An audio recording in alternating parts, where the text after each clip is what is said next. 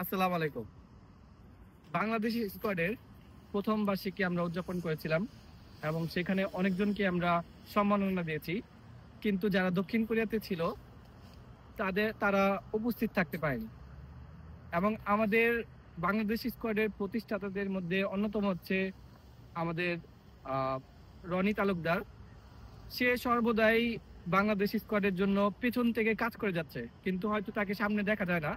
কিন্তু সে পেছন থেকে সর্বদাই আমাদেরকে অনুপ্রেরণা দিয়ে আসতেছে, সবসময় হেল্প করার জন্য সচেষ্ট থাকে এবং সর্বদাই মানুষের সেবায় সে নিয়োজিত। এবং তাই আমরা বাংলাদেশ স্কোয়াড তাকে সম্মাননা জানিয়ে নিজেরাই গর্বিত।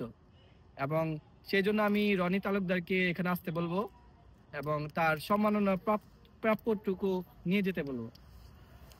তালিয়া। আমাদের রনি তালুকদার খুবই একজন জেন্টলম্যান এবং খুবই অনেক সহজ সরল এবং ভালো মানুষ। সে সবসময় দেশের জন্য কাজ করে গেছে, যাচ্ছে। হয়তো স্কোয়াডে নয়তো অন্য কোনো জায়গায় সে কিশোরগঞ্জে অনেক কাজ করে, সেটা হয়তো অনেকে জানে না। এবং সে দেশের জন্য সর্বদাই চেষ্টা করে যাচ্ছে ভালো কিছু করার জন্য। এবং অসহায়দের জন্য সে সর্বদাই সাহায্যের হাত বাড়িয়ে দিচ্ছে।